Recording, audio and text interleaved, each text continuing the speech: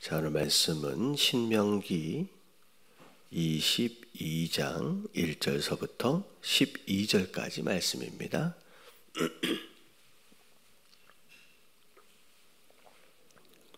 신명기 22장 1절서부터 12절까지 말씀 교독합니다. 내 형제의 소나 양이 길 잃은 것을 보거든 못 본 채 하지 말고 너는 반드시 그것들을 끌어다가 내 형제에게 돌릴 것이요.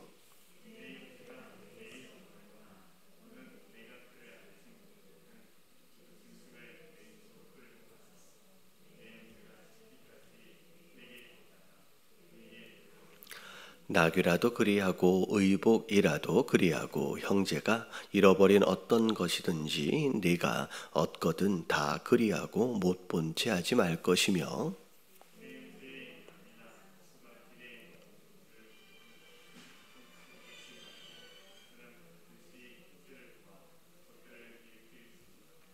여자는 남자의 의복을 입지 말 것이요 남자는 여자의 의복을 입지 말 것이라 이같이 하는 자는 내 하나님 여호와께 가증한 것이니라.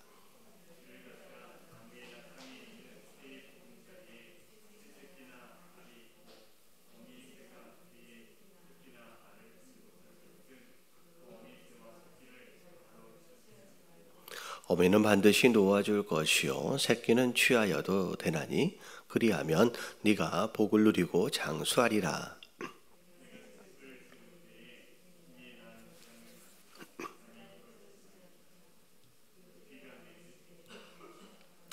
내 포도원에 두 종자를 섞어 뿌리지 말라. 그리하면 네가 뿌린 씨의 열매와 포도원의 소산을 다 빼앗길까 하노라. 양털과 배실로 섞어 짧은 것을 입지 말지니라.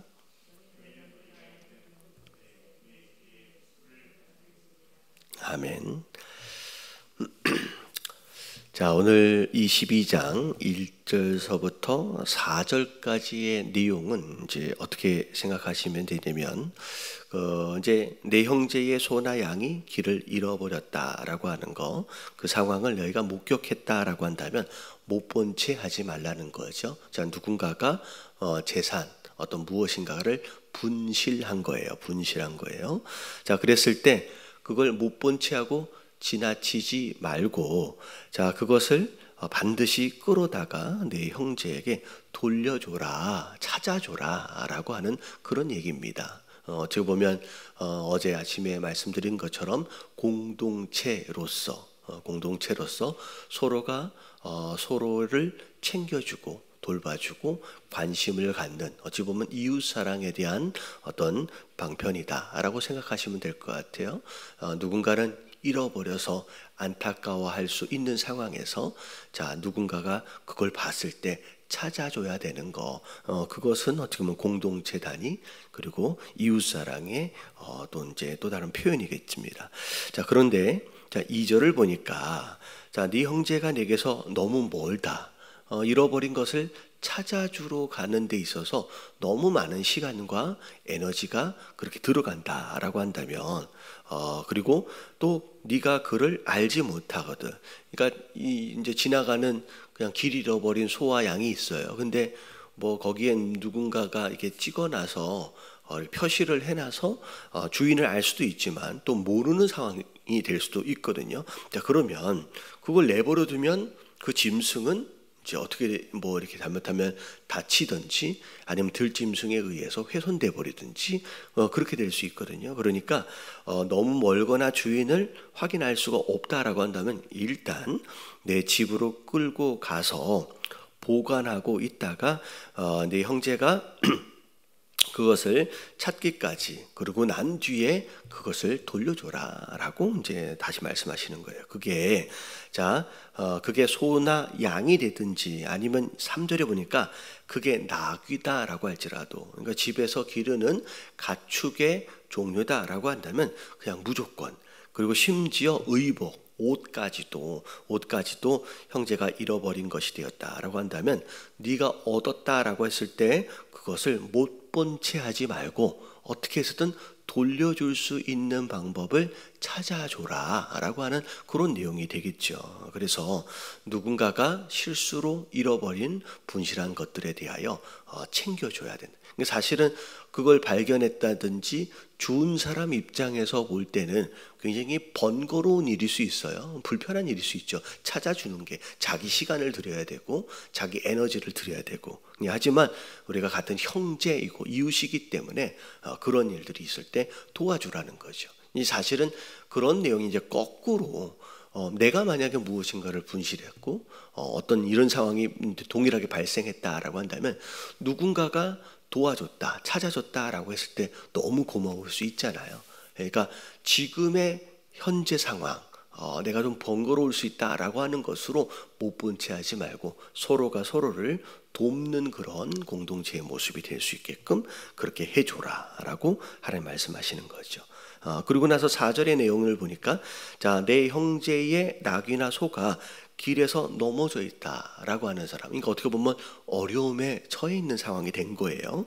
자, 그러면 못 본 채 하지 말고 너는 반드시 형제를 도와줘라. 그것들을 일으킬지니라라고 이제 도와줄 것을 이야기합니다. 우리가 이제 매스컴이나 이런 데를 보면 그런 것을 봐요. 이게 특별히 중국에서 사람이 쓰러졌는데 지나가는 사람이 굉장히 많거든요. 근데 아무도 도와주지 않아서 쓰러져 있던 사람이 그냥 그렇게 해서 사실은 누군가 도와줬다라고 한다면 충분히 살 수도 있었는데도 불구하고 그냥 죽었다라고 하는 그런 매스컴, 그런 뉴스를 들어보신 적이 좀 있을 거예요. 우리나라는 그렇게까지 되지 않는 것 같은데 중국은 그렇게까지 이제 되어지는 상황들이 많이 있다고 합니다. 그래서 지나서 가다가 쓰러지면 절대 사람을 잘 안 도와준대요. 근데 그렇게 된 이유가 뭐냐?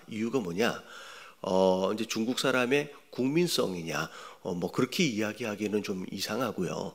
그 전에 그랬던 일이 있었대요. 누군가가 어려움에 처했는데 뭐 선한 사마리아처럼 도와줬더니 도움을 받은 사람이 그것을 가지고 소송을 걸었대요.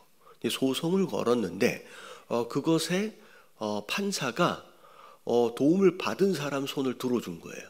그러니까 기껏 자기는 시간을 들이고 자기는 에너지를 들여가지고 누군가를 도와줬는데 도와준 것으로 인하여 거꾸로 소송이 걸려가지고 자기가 굉장히 큰 손해를 봐버린 그런 판결이 있었습니다. 그게 한 20년 전 그때 일이라는 거죠. 그래서 그 판결로 말미암아, 그러니까 그 판결이 중국의 어떤 역사적으로 국민 뭐라 그럴까요? 그 정서를 20년, 30년 후퇴하게 만드는 굉장히 최악의 판결이라고 이야기를 하더라고요. 그러니까 그 다음서부터 이젠 도와줄 수가 없는 거예요. 도와주면 내가 거꾸로 손해를 볼 수가 있기 때문에. 그래서 그런 사건, 그런 판결로 인해서 중국이 그런 사회가 되어버렸다라는 이야기를 제가 들은 적이 있습니다. 근데 이제 그렇게 되어지면 안 된다는 거예요. 하나님께서는 어느 누구든 무엇인가를 잃어버렸든지 아니면 길에서 낙이나 소가 넘어졌다든지 아니면 실제로 사람이 방금 말씀드렸다시피 내가 넘어져서 다쳐서 위험에 처했든지 강도를 만났든지 하는 그런 상황들이 누구나 벌어질 수 있다라는 거죠. 그랬을 때 하나님께서 원하시는 건 내일이 아니지라고 못 본 채 지나가지 말라는 거예요. 비록 네가 수고스럽지라도 어떻게 보면 시간을 들여야 한다라고 번거로울지라도 그게 네 이웃이고 네 형제이기 때문에 네가 도와주는 것이 맞다라고 하나님께서 처음 말씀하고 계십니다. 그래서 자 1절서부터 4절까지의 내용, 형제나 이웃에 대하여 어려움에 대하여 못 본 채 하지 말고 도와줄 수 있어야 한다라고 하는 거, 이게 하나님께서 원하시는 우리의 삶의 모습이라는 거죠. 그래서 첫 번째, 오늘도 우리의 도움이 필요한 자가 누군지 이제 도움의 기회를 하나님이 주신다라고 한다면 우리가 도울 수 있는 자가 되어야 한다라고 하는 거 첫 번째 내용입니다. 자, 그리고 나서 5절에 나오는 내용, 자, 여자는 남자의 의복을 입지 말래요. 남자는 여자의 의복을 입지 말래요. 자, 이같이 하는 자는 내 하나님 여호와께 가증한 자다. 이게 어떤 의미냐면 누군가를 남자로 태어나게 하시고 여자로 태어나게 하시는 것이 누구의 뜻이에요? 하나님의 뜻이에요. 하나님의 뜻이에요. 그래서 우리가 그 앞에 어제 아침에 봤던 내용들 중에 장자, 참 장자를 보존하라 그랬잖아요. 장자의 권리를 빼앗으면 그게 아버지라고 할지라도 함부로 빼앗아서는 안 된다라고. 내가 사랑하는 아내의 자녀가 이제 그라고 할지라도 억지로 장자를 시키면 안 된다. 그 내용이 뭐냐면 생명의 주관자가 하나님 되세요. 어찌 보면 장자로 태어나게끔 하신 것도 하나님의 뜻이고 하나님의 경륜이거든요. 근데 그것에 순복하라고, 그게 네가 부모라고 할지라도 그것에 순복하라고 하나님 말씀하신 것처럼 남자로 태어나고 여자로 태어난 것도 하나님의 뜻이고 하나님의 경륜입니다. 그래서 그것에 하나님의 뜻에 순복하는 그것이 어찌 보면 창조의 질서, 그 하나님의 권위에 순종하는 것이다 라고 하는 거예요. 그 뜻을 따르라고 하나님 말씀하고 계시는 겁니다. 그래서 오늘날 보면 이런 문제들이 상당히 많잖아요. 그래서 소위 말하는 이런 비슷한 이제 이때 당시에는 뭐 성전환 수술이 없었을 당시니까 옷이라도 바꿔 입으면서 남자 행세를 하고 여자 행세를 하고, 하나님이 하지 말라고. 그거는 내 뜻을 거스리는 것이다고. 내가 너를 남자로 낳게끔 하시고 태어나게끔 하시고 내가 너를 여자로 태어나게끔 한 것 내 뜻인데 그것을 거부하는 것이 된다는 거죠. 그래서 오늘날로 얘기하면 뭐 의복을 바꿔 입는 이런 형태를 포함해서 성전환 수술처럼 하나님의 뜻을 거부하는 이런 일들은 하나님께서 기뻐하시는 것이 아니다라고 이제 말씀하고 계십니다. 자, 그리고 나서 자 6절을 보니까 길을 가다가 나무나 땅이나 새의 보금자리를 본 거예요. 근데 그 안에 뭐가 있냐면 새끼나 알이 있고 그리고 함께 어미새가 있다라고 하는 상황이 발견이 됐을 때 어미새와 새끼나 알을 함께 취하지 말라는 거죠. 뭐 불쌍하니까 이 내용이 아니에요. 불쌍하니까 새끼는 놔주고 어미는 놔주고 뭐 그게 아니라, 근데 보니까 자 그 함께 취하지 말고 자 어떻게 하래요? 오히려 어미를 반드시 놔주고 새끼나 알은 취할 수 있다라고 하나님 말씀하십니다. 자, 이게 뭐에 대한 내용이냐면, 자, 5절의 말씀이 사실 창조주 하나님의 권한이에요. 창조주 하나님의 주권을 너희가 거스리지 말라라고 하는 표현입니다. 자, 근데 중요한 건 뭐냐면 하나님이 아담과 하와를 지으시고 나서 자, 이 땅을 다스리라고 말씀하셨어요. 정복하고 다스리라고. 다시 말하면 이 땅이 우리 게 아니지만 하나님이 우리에게 마치 청지기처럼 다스리도록 맡겨주셨어요. 그래서 이 땅을 맡은 자로서 이 땅을 잘 경영하고 다스려야 할 책임이 우리 안에 있다는 거죠. 근데 만약에 어미새와 알을 함께 다 취해버리면 그러면 그 종족은 어떻게 돼요?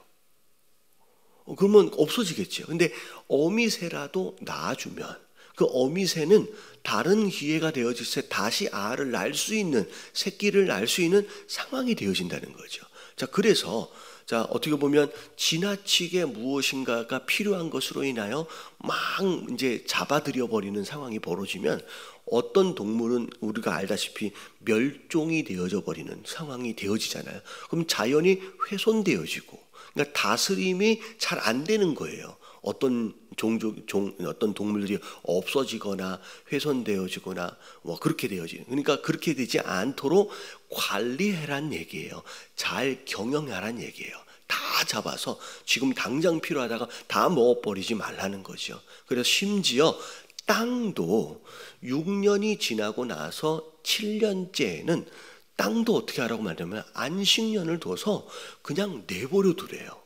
그건 더 1년 동안에는 경작하지 말고 묵혀두라는 얘기죠. 왜냐하면 땅도 쉬는 시간이 필요하다는 거예요. 그래서 심지어 땅까지를 포함해서 땅에 살고 있는 모든 동식물들까지 하나님이 쉴 수 있게끔, 그리고 다음 기회, 다음 세대를 기약할 수 있게끔 관리하고 잘 다스릴 것을 하나님께서 요구하시는 거죠. 그래서 사실 이 내용은 하나님의 뜻과 경륜에 순복해야 함과 더불어서 내게 허락하신 그 무엇인가를 잘 관리해야 할 책임이 우리 안에 있다라는 거죠. 지금 내가 가지고 있다고, 내가 발견했다고 그냥 내가 아무렇게나 다 써도 사용해도 먹어도 되는 것이 아닐 수 있다는 거예요. 그래서 심지어는 어디까지 생각해 볼 수도 있냐면 우리의 건강까지도 마찬가지예요. 내게 주셨지만 이게 내가 마음대로 써버릴 육체는 아니다라는 거죠. 그래서 이 육체까지도 지나치게 너무 활용을 해서 망가뜨려 버려는 것도 사실은 하나님께서 기뻐하시는 게 아니에요. 이걸 잘 관리하는 것도 굉장히 중요한 것이다 라고 하는 거죠. 그래서 오늘 우리 하나님께서 우리에게 허락하시는 시간도 그렇고 건강도 그렇고 우리의 물질도 그렇고 가정도 그렇고 사업장도 그렇고 잘 다스리고 경영할 수 있어야 된다라고 하는 말씀하십니다. 자, 그리고 8절에 보니까 자, 새 집을 짓는데 지붕에 난간을 만들어라. 그래서 사람이 떨어지지 않게끔 하라는 거죠. 그래서 어떻게 보면 이제 미리미리 안전을 위해서 이렇게 대비하라라고 하나님 말씀하시는 거죠. 그래서 어찌 보면 불필요하게 안타까운 희생이나 사고가 벌어지지 않도록을 위해서 잘 관리해 주는 책임도 주인에게 있다는 거죠. 그러니까 이것도 이제 사실 위의 내용과 같이 이제 관리에 대한 내용이라고 생각하시면 될 것 같습니다. 자, 그리고 9절과 10절은 조금 다른 내용이에요. 자, 포도원이 있는데 두 종자를 섞어서 뿌리지 말래요. 자, 그렇게 되면 네가 뿌린 씨도 그렇고 열매와 포도원의 소산을 다 빼앗길까 하노라. 이것은 누군가가 빼앗는다는 얘기이기보다는 이런 거예요. 두 종자가 함께 이제 길러지는 것으로 말미암아 농사를 망칠 수 있다라는 거죠. 그래서 이 농작물의 특징이 있어.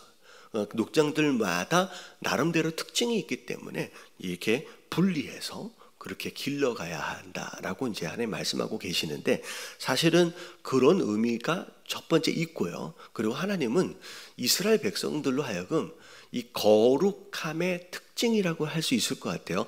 무엇인가가 다른 무엇인가를 섞는 것에 대하여 별로 기뻐하시지 않았어요. 그게 유익이 있건 없건 상관이 없이 섞이는 것 자체가 거룩함을 훼손시키는 거거든요. 그래서 이스라엘 백성, 하나님의 백성 되어진 자로서의 표시라고 생각하시면 돼요. 이게 이제 섞여지면 좋은 것이 있을 수 있거든요. 섞여진다고 항상 나쁜 것이 아닐 수도 있어요. 근데 그럼에도 불구하고 섞지 말라라고, 섞지 않는 것 그 자체가 거룩함의 표식입니다. 그래서 그렇게 사는 이스라엘의 모습이 곧 하나님 백성 되어진 표시가 되는 거예요. 그래서 네가 내 백성이냐? 그러면 남들이 다 섞어서 그렇게 살더라도 너희만큼은 섞이지 말라는 거죠. 그래서 내 백성임을 겉으로 보이게끔 증명하라라고 하나님 말씀하시는 거죠. 우리 삶도 마찬가지예요. 우리 삶 가운데 무엇인가를 하면 더 유익이 있을 수 있습니다. 근데 그럼에도 불구하고 우리가 그렇게 하지 않는 이유는 우리가 누구기 때문에, 하나님 백성이기 때문에, 자녀이기 때문에 우리가 하지 않는 거예요. 그게 어떻게 보면 누군가의 이 눈에 보기에는 미련해 보일 수 있어요. 왜 그렇게 안 해? 왜 손해를 봐? 라고 할 수 있지만 그렇게 하지 않는 이유는 이유가 있을 수 있다는 거죠. 자, 그리고 10절에 보니까 자, 소와 나귀를 결의하여 갈지 말아요. 이 한 결의가 두 짐승이라 그랬잖아요. 근데 결의하여 끌지 말래요. 근데 왜냐하면 소의 힘과 나귀의 힘이 달라요. 근데 이걸 같이 묶어서 밭을 끌게 되면 어떤 한쪽에 소나 양이 됐을 경우에, 소나 나귀가 됐을 경우에 어느 한쪽이 굉장히 힘들어집니다. 그러니까 그렇게 균형을 잡기 위해서라도 함께 섞지 말고, 사실 양털과 배실을 섞어 짠다는 것은 오히려 유익이 있지 않을까 생각이 좀 되거든요. 양털의 좋은 점과 배실의 좋은 점이 함께 묶여지면, 그러니까 배실은 사실은 굉장히 거칠잖아요. 근데 양털이 섞이면 좀 더 부드럽지 않을까. 근데 하지 말래요. 그게 더 부드럽고 좋아 보일지라도 그렇게 하지 말래요. 그게 내 백성 되어진 표시다라는. 자, 너희는 너희가 입은 겉옷에 내 귀에 술을 만들어라. 뭐 굳이 그게 필요해서 달겠습니까? 근데 그걸 다는 것으로 내 백성임이 표시가 되는 거죠. 그래서 오늘 굉장히 다양한 말씀들이 좀 나왔는데, 우리 함께 기도하실 때 첫 번째 내용이 이웃사랑입니다. 하나님, 내 주변에 누군가, 어떻게 보면 내 도움이 필요한 누군가가 있다라고 한다면 못 본 채 하지 않게 하시고 도울 수 있는 사람 되게 하여 주시옵소서. 첫 번째 기도 제목. 그냥 하나님이 허락하시는 창조의 질서, 이것을 훼손시키거나 거스리지 않는, 순복할 줄 아는 그런 사람 되게 하여서. 사실 이런 거예요. 왜 나를 이렇게 태어나게끔, 나 자신을 사랑하지 못하는 사람 상당히 많습니다. 물론 내가 다 좋은 것은 아니지만, 사실 근데 어떤 부분에 있어 보면 하나님이 이렇게 나를 만드신 거예요. 그것이 좋은 점도 그렇고, 어떻게 보면 이건 없었으면 좋겠는데 라고 하는 부분도 있을 수 있지만, 하나님이 허락하신 어떤 창조의 질서거든요. 어찌 보면 그것에 순복할 줄 아는 것도 어떻게 보면 우리의 신앙 중에 하나라는 거죠. 그리고 하나님 내게 허락하시는 포도원이 있습니다. 내게 맡겨주신 거, 하나님 이걸 잘 다스리고 잘 경영하게 하여 주시옵소서. 오늘 하루의 시간, 오늘 나의 건강, 오늘 나의 물질, 이 모든 것들을 잘 관리하게 할 수 있게끔 그렇게 하시고, 하나님 백성답게 살 수 있도록 해달라고, 여러분 함께 주님 한번 부르짖고 통성으로 기도하며 오늘 하루 시작하도록 하겠습니다. 자, 기도합니다. 시작. 주님, 하나님 감사합니다. 오늘 하루를 주님 앞에 올려드리며 맡겨드립니다.